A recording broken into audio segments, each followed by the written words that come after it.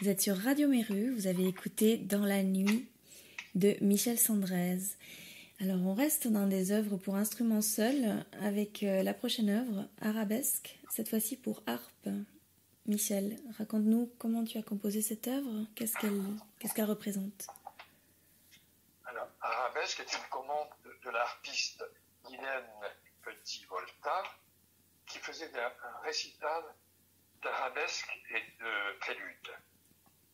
Donc, elle m'a demandé de lui écrire une arabesque.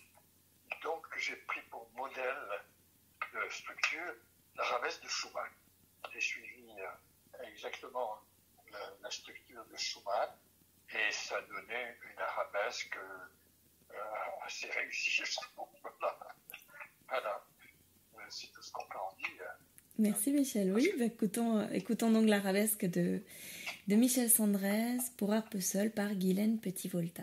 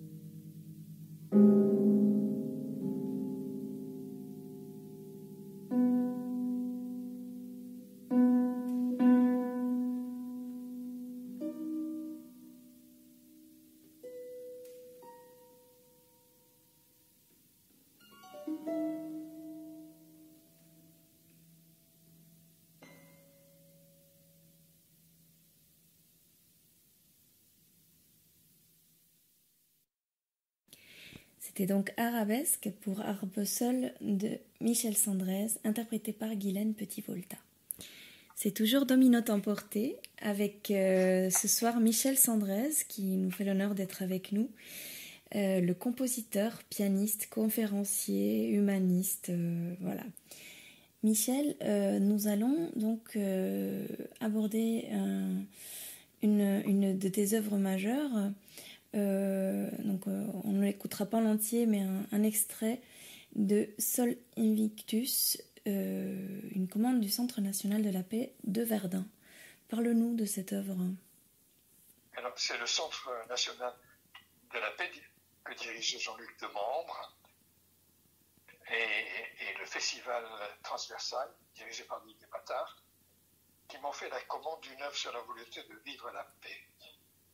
Parce que j'avais créé à Verdun une œuvre qui traitait de la guerre, qui s'appelait Verdun, automne-hiver, 1909, puis 2 points de suspension, qui était inspirée par les heures longues de Colette, qui avait écrit à propos de son séjour à Verdun, où elle allait rejoindre son mari de Jouronnet, qui était officier à Verdun, où il passait ce qu'elle appelait leur cloître amoureux, et caché dans une maison, les volets clos, etc.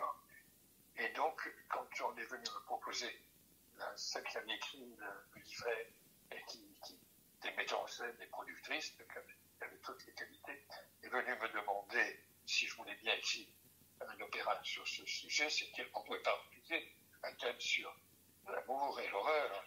Voilà. Et donc, j'ai bien sûr accepté.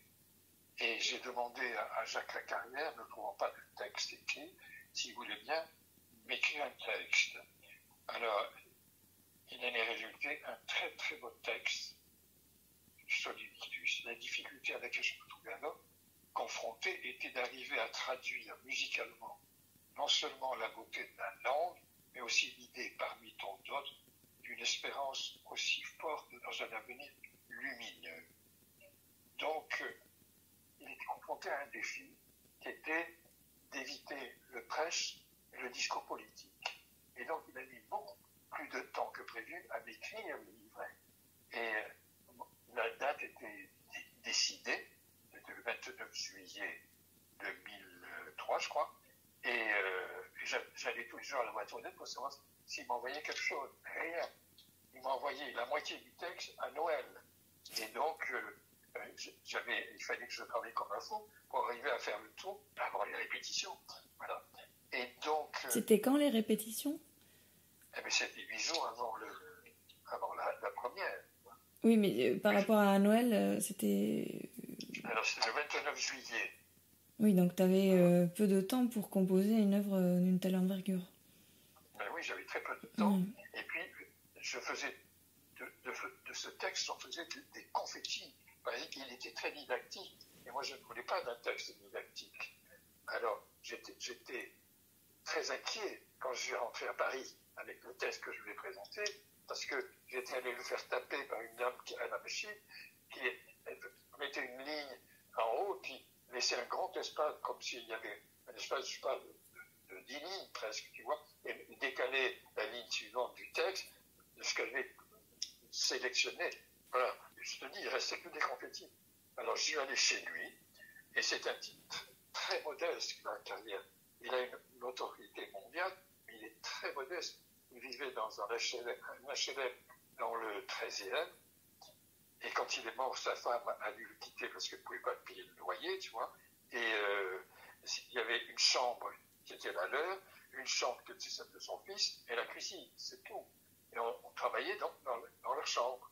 Alors, je suis arrivé, il s'est assis à sa table, moi je me suis assis sur le lit, et il a commencé à lire ce que j'avais porté à haute voix. Une fois, 2 fois, 3 fois, et il me regarde, il me dit on continue comme ça. Donc, c'est incroyable. Ouf. Totalement incroyable. Oui, il a accepté les confites. Oui, oui. Voilà. Alors, moi, j'ai une autorité ridicule par rapport à la sienne, tu vois. Et donc, il m'a fait un texte sublime, vraiment sublime, et qu'on pouvait chanter. Le point de départ, c'était en temps de paix, c'est des fils qui pleurent leur père. Et en temps de guerre, c'est les pères qui pleurent leur fils. Et donc, ça commence par mon fils, mon père, mon fils, etc. Et si tu veux la paix, prépare la guerre. Là. Donc, c'est assez violent le début, parce que si tu veux la paix, prépare la guerre, c'est-à-dire que la guerre est toujours sous-jacente, elle est toujours menaçante, elle est toujours en attente. Voilà. Et donc, on est toujours entre 2 guerres, finalement. On n'est jamais en temps de paix. Alors, il y a ce texte qui est chanté avec et un texte qui est très militant et qui est dit par 2 comédiens. Avant d'écrire, je suis parti sur un pentagramme étoilé et je voulais que tout soit des multiples de 5. Parce que quand on regarde le symbole de 5, c'est vraiment passionnant. Et donc, il y a 5 musiciens avant, flûte, clarinette, basson, choréa. Voilà. 5 cordes. Et ces musiciens ne sont pas sur le plateau. Ils sont au bas, sur la terre ferme, et ils sont dans l'ombre. Ils ont juste le pupitre éclairé. Ce sont des soldats de l'ombre, tu vois. Et il y a donc 5 chanteurs et un capoeiriste et 2 comédiens. Capoeiriste, c'est la danse des esclaves au Brésil. Hein. Oui, qui représente d'ailleurs les anciens combattants. Enfin, c'est une forme de combat stylisée. Oui, sans se toucher. Mais ils miment le combat, voilà. Et parce qu'ils avaient interdiction de pratiquer les arts martiaux. Et donc, il y a un soldat de la paix qui est doublé par le capoeiriste, parce que le soldat de la paix va nous raconter des sornettes, comme d'habitude, tu vois. Et donc, le capoeiriste donne à voir les acrobaties verbales du soldat de la paix en se projetant dans l'espace, en faisant des trucs invraisemblables dans l'espace, tu vois. Et puis, il y a la réfugiée, qui est l'autre comédienne. Et alors, à un certain moment, c'est assez avancé déjà dans l'œuvre, hein, il y a ce qui va être le capoeiriste qui jette sur la scène des énormes chaînes que j'avais fait venir, des chemins de fer, des chaînes qui servent à attacher les wagons entre eux, tu vois. Donc des chaînes énormes, et le capoeiriste projette, lance ces chaînes sur la scène, qu'on note quand même très symbolique, tu vois. Et la réfugiée apparaît en même temps que le soldat de la paix. Et elle dit au soldat de la paix, qui es-tu, que veux-tu? Il s'engage un dialogue entre eux qui est vraiment terrible, tu vois. Et il dit, je suis venu t'apporter l'espoir, pollen d'avenir, au moins au bout de mon fusil, de mon arme un épée. Et elle lui répond que c'est des sonnettes. Donc, on entend très bien ça dans le passage. Hein. Alors, elle lui dit, à un moment un peu plus loin, ôte d'abord les barbelés, ceux de nos routes et de nos champs, ceux de nos cœurs, de nos ports, et détruis tous les miradors qui violentent nos horizons. Alors, je les abattrai aussi, le soldat de la paix, et la réfugiée, on nous a pris nos enfances, nos maisons, on nous a pris notre avenir. Seul nous reste notre présent pour survivre et pour espérer. Demain, un mot inconnu. Demain, le soleil reviendra et le jour recommencera. Et le soldat ôte d'abord les barbelés, répond la réfugiée. Il n'y a ni soleil ni jour pour ceux qui se nourrissent d'ombre. Dénouvrons-nous dès maintenant, dénouvrons-nous là, aujourd'hui. La paix n'est pas seulement la fin des combats, n'est-ce pas, que le silence qui suit l'orage. Dans la guerre, il n'y a que pleurs et colère, il n'y a jamais ni vainqueur ni vaincu. Voilà. Merci Michel. Donc nous allons écouter cet extrait de Sol Invictus, composition de Michel Sandrez, livret de Jacques Lacarrière, opéra créé en 2003 au Centre national de la paix de Verdun, avec Éric Maria Couturier, violoncelle solo, et un ensemble instrumental dirigé par Michel.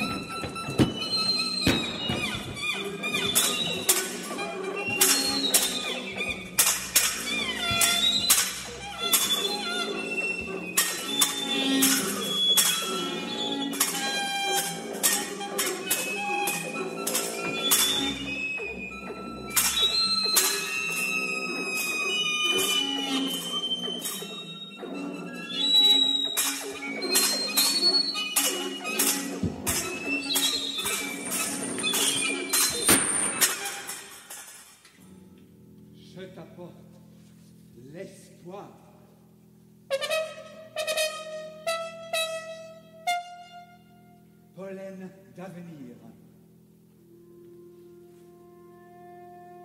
Vois au bout de mon arme un épi. Je vois ton casque.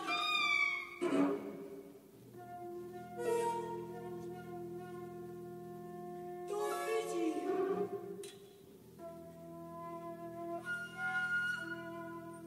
Je vois tes bottes et tes habits couleur d'orage. Un seul épi ne peut suffire à faire d'un éclair un sourire.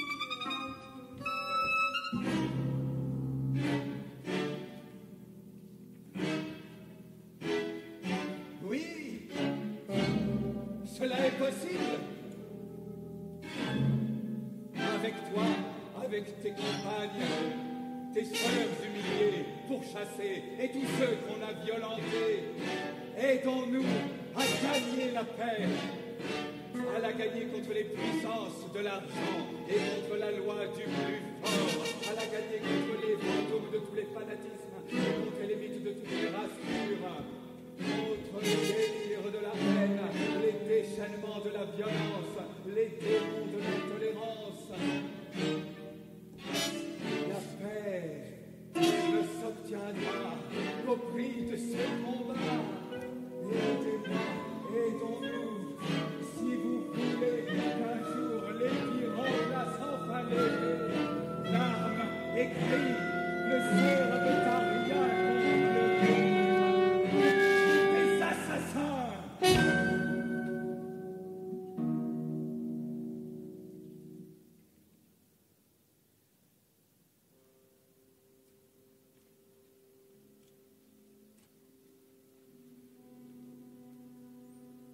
les armes, elles aussi, peuvent être armes de mort.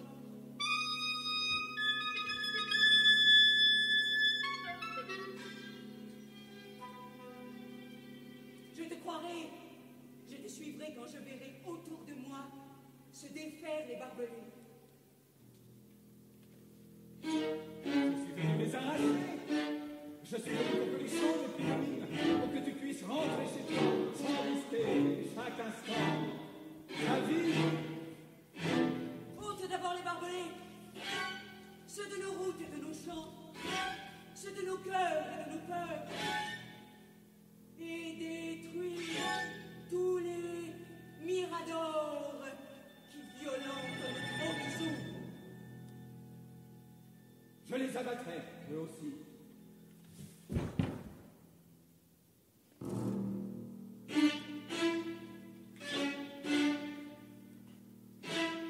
On nous a pris nos enfants, nos maisons. On nous a pris notre avenir. Seul nous reste notre présent pour survivre et pour espérer. Demain est un inconnu. Demain, le soleil reviendra et le jour recommencera. Ôte d'abord les barbelés. Il n'y a ni soleil, ni jour pour ceux qui se nourrissent d'ombre. Délivre-nous dès maintenant. Délivre-nous là, aujourd'hui.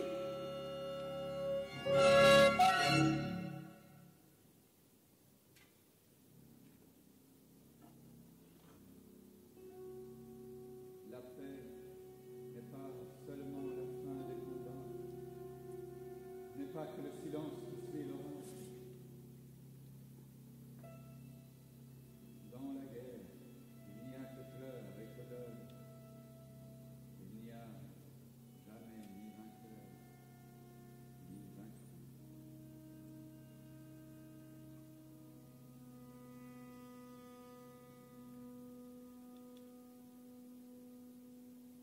Tu ne m'as pas dit d'où tu viens.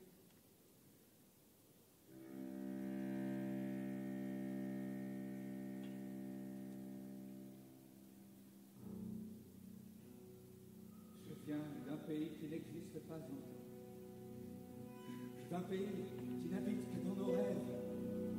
Je suis l'enfant de l'avenir et la promesse du présent. Pense à demain, comme la source rêve l'estuaire, là où elle perd et son cours et son nom, où pour tous elle devient la mer, le miracle de l'océan.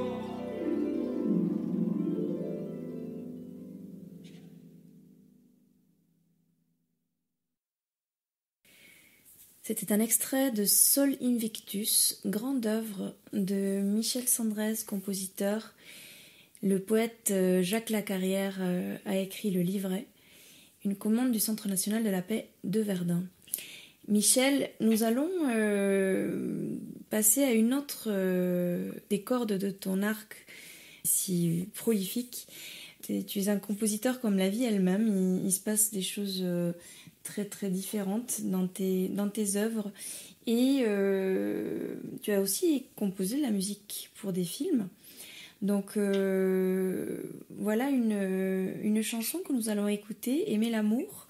Raconte-nous qu'est-ce que tu pourrais dire par rapport à cette chanson. C'est une parmi tant d'autres, hein, mais voilà, il fallait faire un choix. Parle-nous donc d'Aimer l'amour pour le film Nous n'irons plus au bois. Voilà, ce film a été tourné par Georges Dumoulin sur un livret de Catherine Varlin, qui en réalité est une histoire qui est autobiographique. Et la vedette, c'est Marie-France Pizier. Et Catherine Varlin raconte l'histoire d'une résistante qui tombe amoureuse pendant la guerre de 1945, d'un soldat allemand. Et il se trouve que à un moment, le soldat allemand est tué par les résistants. Voilà. Mais ils ont eu le temps quand même d'avoir une liaison. Et il y a deux scènes d'amour, une dans une chambre et une dans l'extérieur. Voilà.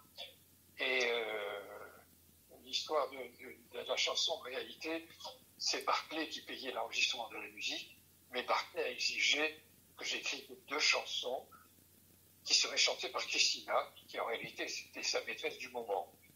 Alors j'ai écrit plusieurs chansons et je leur ai donné à choisir, donc ils ont choisi une chanson Aimer l'amour d'une part, et puis une autre Un été.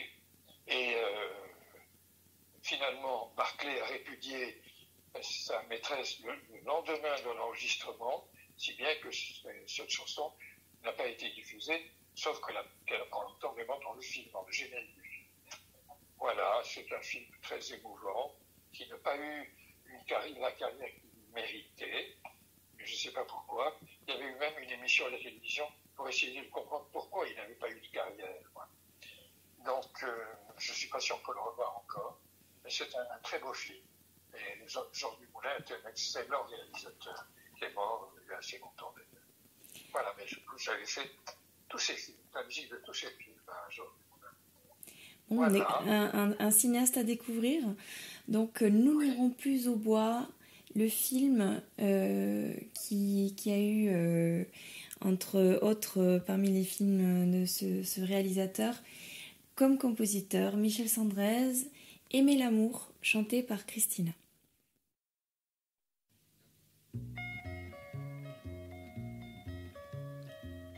C'est au fond des bois que je l'ai rencontré,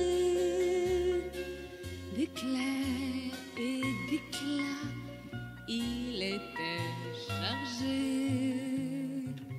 J'ai connu son cœur bien avant ses baisers, ses sautes d'humeur et son poing serré.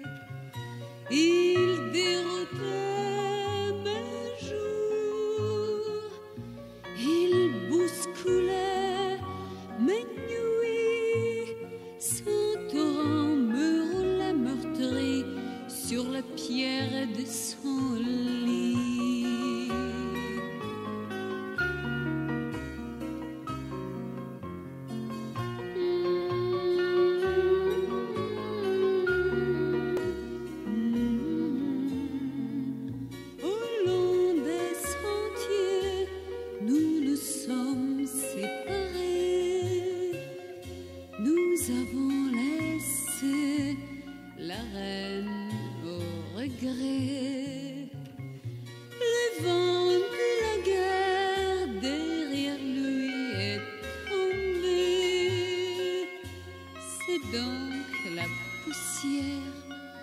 Qui m'a fait pleurer.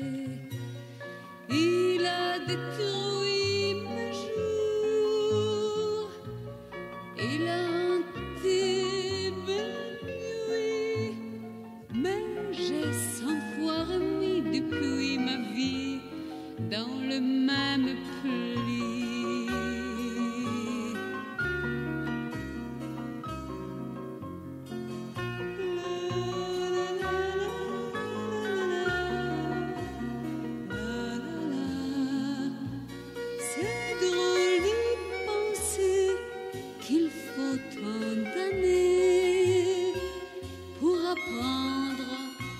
L'amour, faut d'abord l'aimer.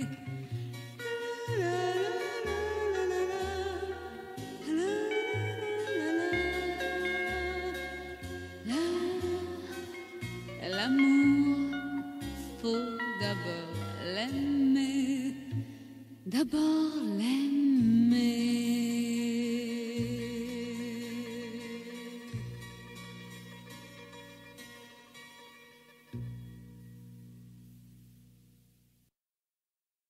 Chers auditeurs, vous êtes toujours sur Radio Méru et vous écoutez Dominote Emporté.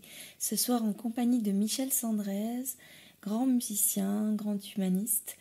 Et vous avez entendu Aimer l'amour, un extrait de la bande originale du film Nous n'irons plus au bois. Donc Michel, le prochain extrait de ton œuvre, qui est très très large et diverse, est un tango. Alors raconte-nous ce tango.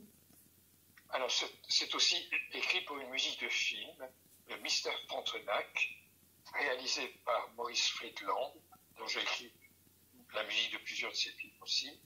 Et il se trouve que, comme j'étais le pianiste de l'Orchestre National, comme a signalé Maïtène et Sébastien, on voyageait beaucoup. Et il se trouve que ce livre, je l'ai écrit dans un hôtel après les concerts, en rentrant après les concerts, dans une chambre d'hôtel.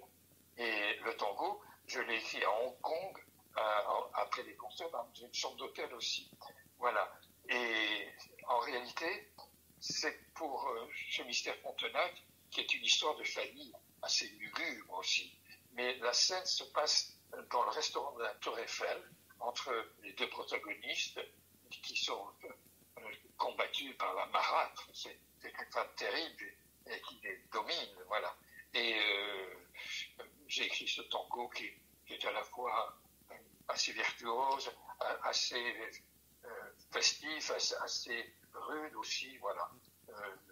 C'est tout ce que je peux en dire, hein. Mais c'est mon côté populaire, ça. Merci Michel. On écoute donc ton tango, extrait de la bande originale du film Le Mystère Frontenac, avec les membres de l'Orchestre National de France, donc tes collègues Charles Fray au violon, Gilbert Roussel au bandoneon, Daniel Perrault à la contrebasse et toi-même au piano.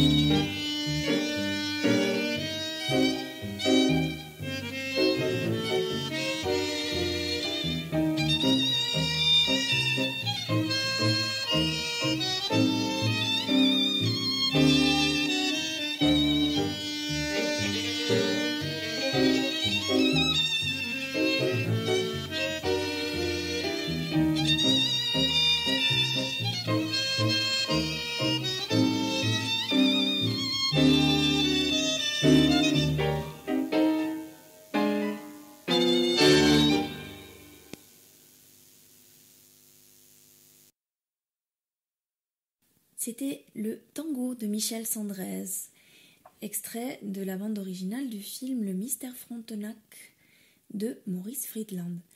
Michel qui est avec nous au téléphone ce soir pour nous raconter toutes ses expériences musicales, sa vie, et aussi nous faire entendre les musiques qui ont marqué sa vie, puis ses compositions.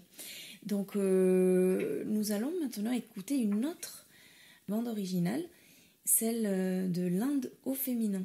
Alors Michel, raconte-nous un petit peu qu'est-ce que c'est que ce film l'Inde au féminin, pour ceux qui ne le connaissent pas. L'Inde au féminin, c'est un metteur en scène qui s'appelle François Chardot et qui était allé en Inde et qui avait fait un film sur les femmes en Inde. Ouais. Et dans ce film, il m'avait donc demandé de laisser une musique. Mais il m'avait dit, je n'ai pas un sou, est-ce que tu peux faire une musique gratis comme ça, mais très vite? Alors je lui ai dit, bien sûr, monsieur. Et donc je suis rentré à la maison et j'ai demandé à ma femme de souffler dans une fuite à bec qu'elle n'avait jamais touchée, tu vois, à ma fille également. Moi, je suis allé remplir la baignoire d'eau en plongeant une casserole avec des contenances diverses pour avoir des sons très bizarres, tu vois, et puis avec un piano préparé, faire aussi des sons bizarres. Et donc, je lui ai fait une bande longue, et pour rien, et je suis allé le lendemain au studio pour leur faire entendre ça pour jeter le film. Alors, j'étais avec la fille de ma deuxième femme, qui était jeune, je ne sais pas, 6-7 ans, voilà, et qui leur dit, mais je vais vous dire comment il a écrit le film. Ils ont écouté ça religieusement, puis elle leur dit, mais je vais vous dire comment il a fait. Alors elle leur raconte la baignoire, etc., et ils ne voulaient plus de la bande. Ah mince. D'accord. Donc ils auraient peut-être gardé cette bande si elle n'avait rien dit. Oui, exactement. Et alors, ils m'ont dit, il faut que tu nous écrives vraiment quelque chose. Alors, ça leur a coûté une fortune, parce que je leur ai dit, il me faut 4 quatuors. Un quatuor à corps, un quatuor de percussion et un quatuor vocal. Alors, ça coûtait très cher. Et c'était toujours dans les studios, tu vois.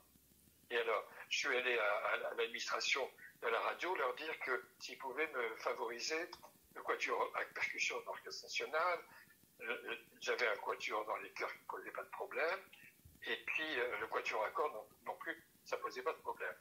Alors il me dit, mais le staff de la radio me dit, il ne faut pas que vous croyiez, M. Sandrez, que la radio va tirer quelques mois de savoir que vous écrivez une musique de film. Bref, ils m'ont donné donc un quatuor sur les 4. C'était le quatuor à cordes. Bon. Et donc, on a enregistré la musique. C'était une musique avec des solos de zarb, c'est un instrument persan que j'adore. Puis, des moments assez étonnants, voilà.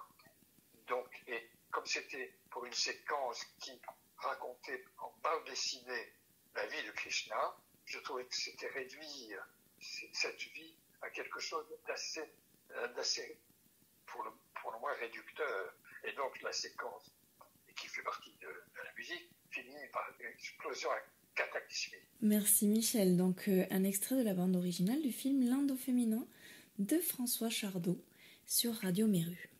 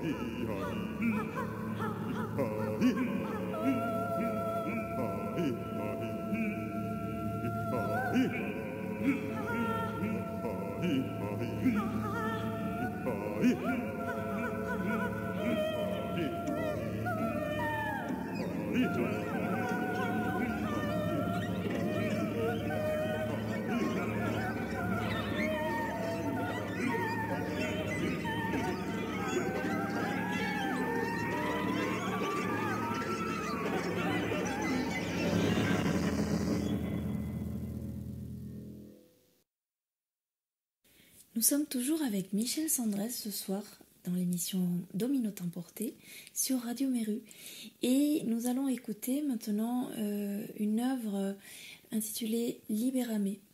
C'est une création enregistrée par les solistes de l'Orchestre régional de Bayonne-Côte Basque avec Véronique Couchot, soprano, le 27 avril 2007. Que dire de cette œuvre, Michel ? Alors, le Libérame, c'était pour précéder le Lapidaire de Jacques Lagarde, qui était une série de 6 poèmes proposant une version d'une idée du temps. Mais le Lapidaire, ce sont des roches sous la terre. Et donc, nous sommes protégés du foyer central par ces roches. Et le Libérame, c'est la menace du feu du ciel qui, à la fin des temps, tombera sur le monde. Donc, ça m'intéressait d'opposer ces deux feux, le feu du ciel, le feu du noyau central. Et donc, j'ai écrit un Libérame dans une technique totalement tonale qui aurait pu être il y a 200 ans, et puis une version du Lapidaire qui alors parle du feu central avec une technique rédactionnelle tout à fait la mienne. J'avais placé, pour illustrer l'écorce terrestre, j'avais passé les contrebasses devant les violons de l'orchestre. Situation inédite pour les contrebasses. Oui, ils avaient un trac fou parce qu'ils n'avaient jamais affronté le public de front. Voilà, c'était une nouvelle perspective. Donc, voilà. Libérame, création enregistrée par les solistes de l'ORBCB et Véronique Couchot, œuvre de Michel Sandrez.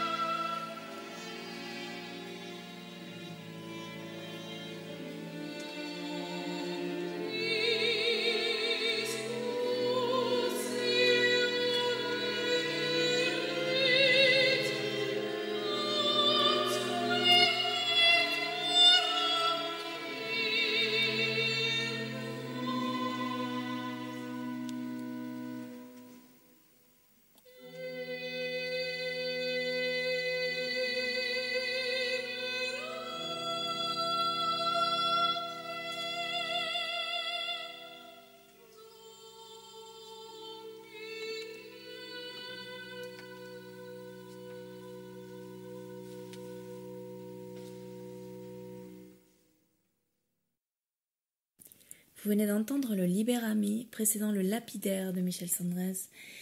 Michel Sandrez qui est avec nous ce soir. Nous avons le bonheur de pouvoir entendre tout ce qu'il peut expliquer sur ses œuvres, de voir de l'intérieur ce qu'un compositeur a vécu au moment de la création.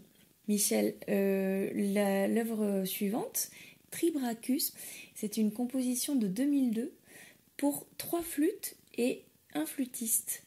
Explique-nous comment c'est possible. C'est une œuvre dédiée à Pierrette de Fauconval, une flûtiste remarquable. C'est elle qui joue, d'ailleurs, dans l'extrait que nous allons écouter. Oui, c'est ça. Et alors, comme elle joue les 3 flûtes, je me suis dit pourquoi ne pas écrire pour ces 3 flûtes et pour elle. Alors, j'ai eu l'idée de lui faire changer de flûte en jouant les doigtés de la main droite, par exemple, en prenant l'autre flûte de la main gauche. Et avec l'autre flûte qu'elle venait de prendre, jouer donc avec les doigtés de la main gauche pour poser la flûte qu'elle venait de quitter de la même façon pour la 3e flûte. Voilà, alors c'est la flûte en sol, la plus grave, la flûte normale en do et le piccolo. Et c'est la flûte la plus aiguë. Tribrachus, ça veut dire 3 pieds. Et ça commence par 3 notes, des totems comme 3 pieds. Et après que je développe, et ça finit par les 3 mêmes notes, mais en changeant de flûte aussi. Voilà. Donc symbolique du chiffre 3, si je ne m'abuse, avec Tribrachus. Donc une composition de Michel Sandrez, interprétée par Pierrette de Fauconval.